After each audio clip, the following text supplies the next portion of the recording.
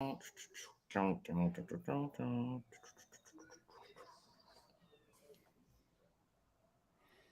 right, welcome in everybody to the Saturday edition of Daily Bread, coming at you live right at 11:10 on the East Coast.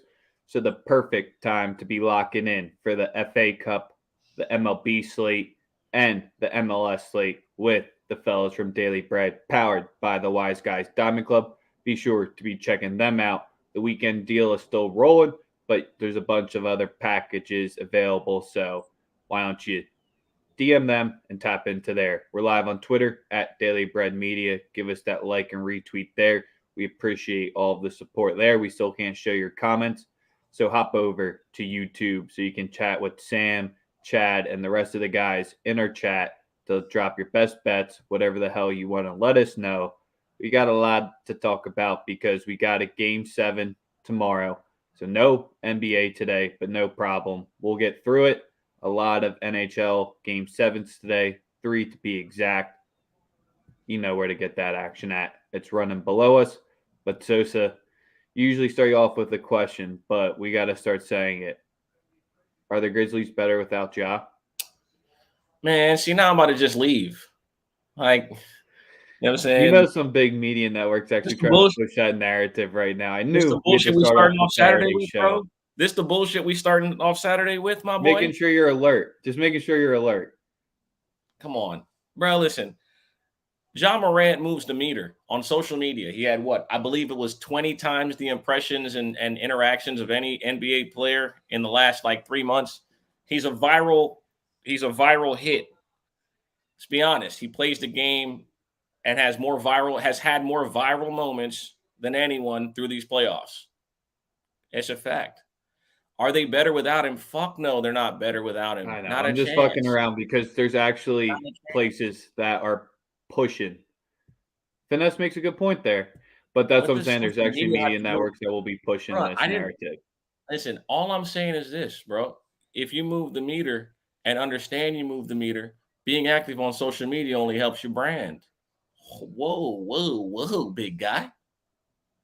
I'm just saying. Just, that's it, He moves the meter. Him talking moves the meter. Him tweeting moves the meter. He's 22 years old. I mean, I can't really ask for much more from a guy who's 22, superstar, leader of his team, and everyone knows it. It's real easy to hop in that boat and say, you know what? They're better without him because they play. Stop it. But my favorite part of the whole night was Clay's Insta story where he said Jackson, Tyson, Jordan game 6 on his thing. I'm already knowing, man. Yeah, I know. Well, obviously, I know you fucking loved it because he's your favorite player. I am. I mean, if you're a basketball fan, you can't help but be happy for Klay Thompson at this particular juncture. I mean, coming back from 2 devastating injuries back to back, just to see him on the court competing and being himself is lovely to see. The Warriors closing out that game last night as we predicted. All right, but let's talk about the elephant.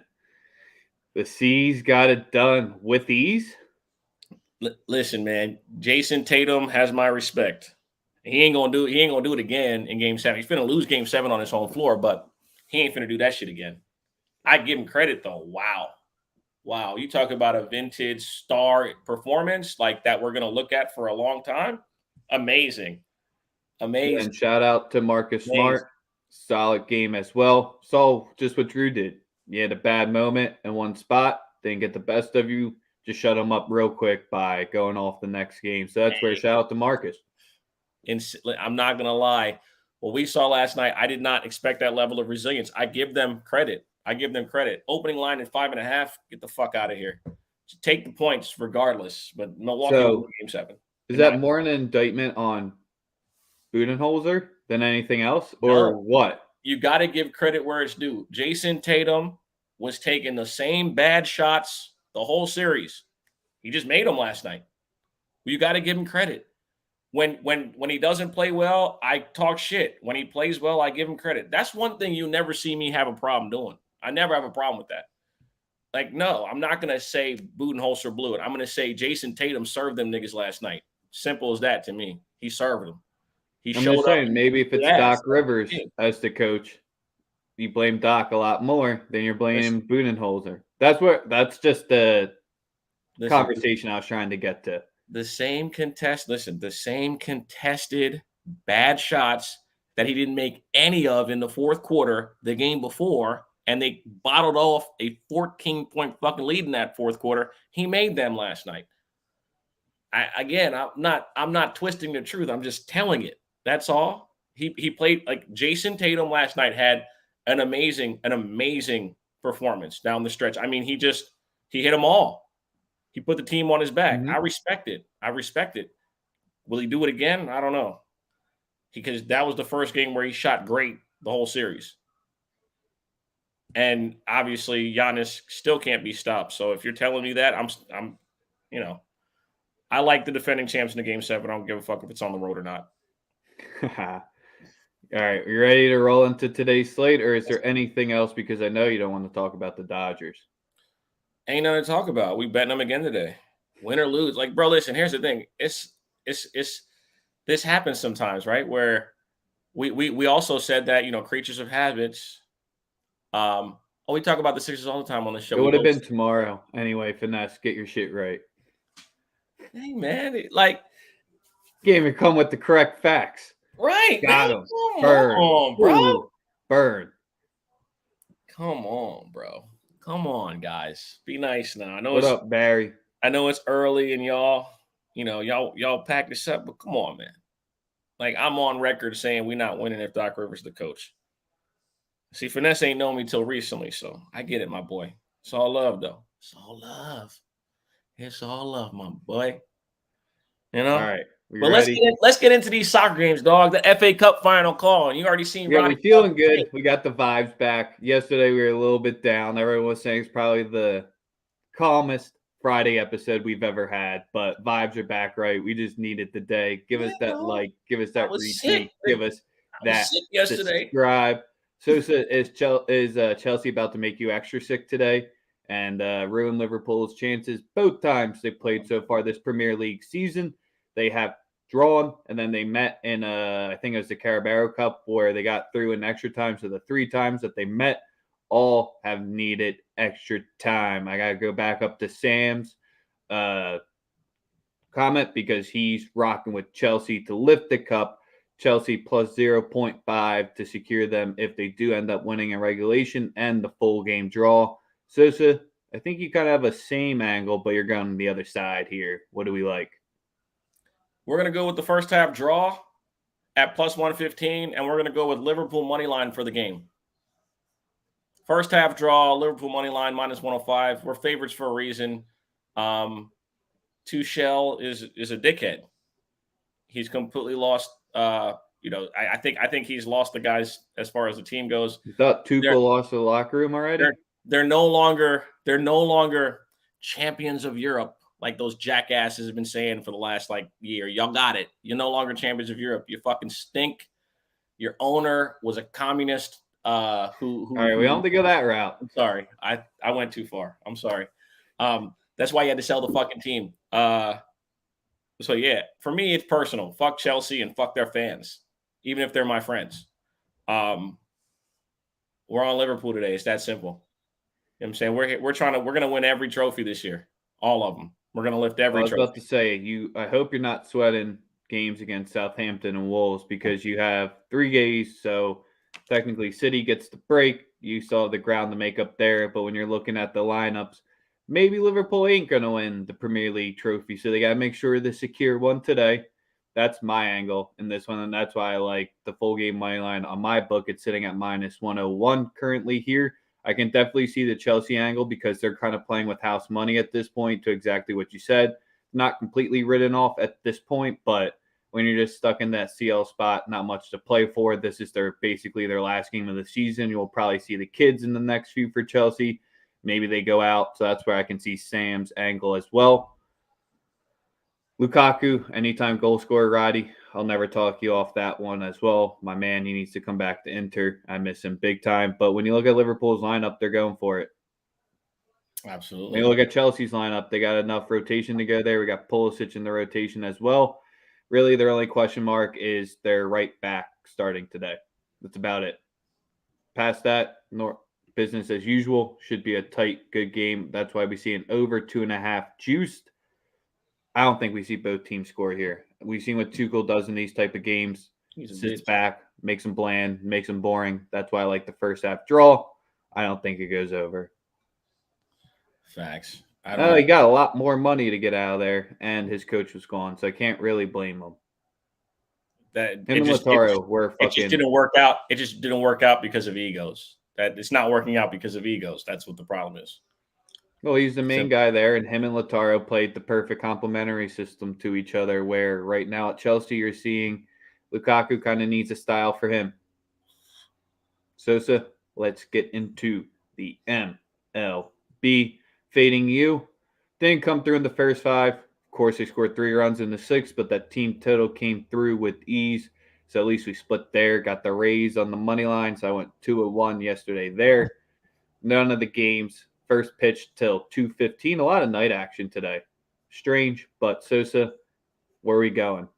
Bro, I'm only on 2 baseball plays today. The first one comes in the Baltimore Orioles Detroit Tigers game. I'm on the Detroit Tigers money line at -125 for a multitude of reasons. None more than they gotta start turning shit around here, man.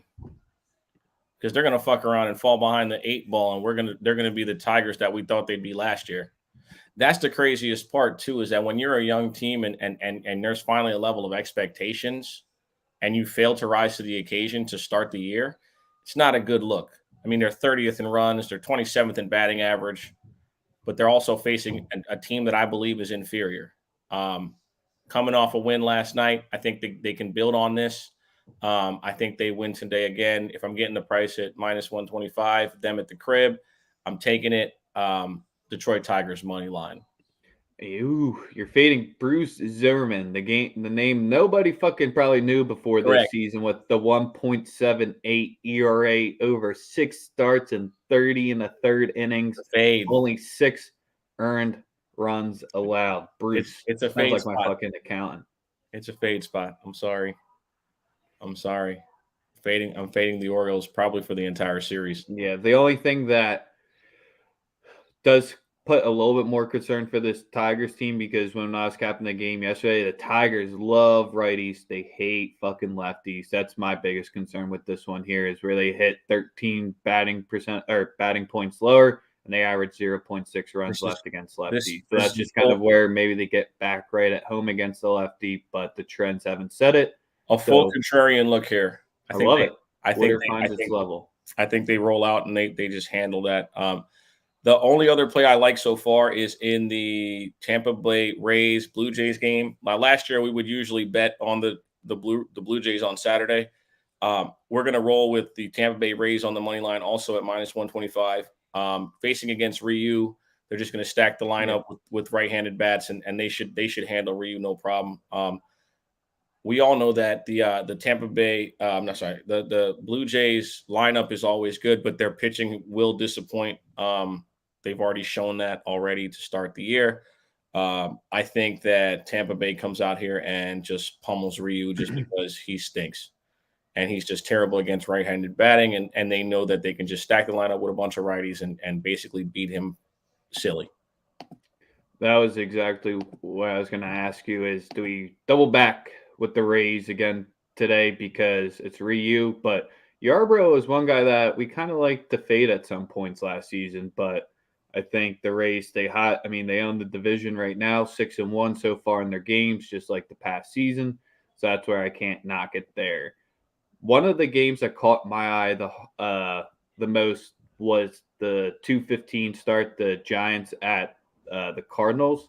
I don't know if I want to trust Yunus Sosa, but I think we need to take the Giants on the first 5 run line or money line, the angle that you've been liking since this game's completely listed at a pick 'em. And the reason is Dakota Hudson coming off the Tommy John for last season. He was solid, but his last 2 starts, he's given up 3 earned runs through 5 innings in each of them.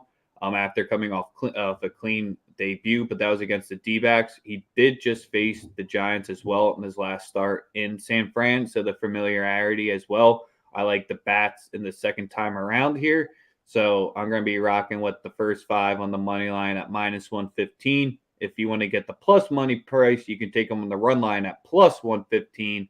But I'll take the money line in case we push here because I want to fade Hudson. Think he's going to be solid, but I still think it's going to take a little bit of time for him to get back. And his biggest issue recently was walks, putting too many guys on base. Yes, sir.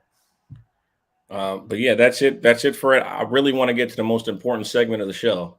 I'm not. What if I'm not done yet? What if I got some questions on the MLB slate? Like we got Texas Rangers favorite again. Rich Hill. Boston got the dub yesterday. Dunning got smacked.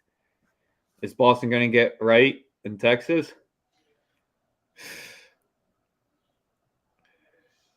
Why are you doing this to me, man? Dog, listen. You're the genius. Baseball has been a fucking minefield. And then we had the fucking 14-10 game last night in Kansas City versus Colorado too. It's a fucking minefield right now. I mean, bro, we've had the discussion on Boston. They started out the season so bad that you have to know that they're gonna be better. They're too talented. They got too good of a manager. It's an easy, it's easy in this situation here to take Boston on the money line at plus money. Especially with their bats getting going. Anytime your bats get going in Texas is like the best, right? Because it becomes a launching pad. I wouldn't be opposed to the Red Sox on the money line. I actually do like that play personally. My only concern with that was Rich Hill. Yeah, that can be questionable. He can be questionable as a former Dodger. I'm pretty familiar with him blowing it in big moments. So yeah, the other game I really lean towards is the Mets on the run line. They lost last night. I think it's a perfect bounce back spot, especially with Bassett pitching. Bassett has been pretty solid for them to start the year. I wouldn't be surprised to see Seattle get smacked, especially after the putrid hitting from the Mets last night. The Mets had no reason losing last night. Scherzer gave them every opportunity to stay in the game. They just couldn't get it done at the plate. I think the Mets handle business again tonight. So when the Mets start, the wheels start falling, man. To get them at plus 135 on the run line. I think it's definitely, especially with Bassett. He's sneakily been their best guy so far as well.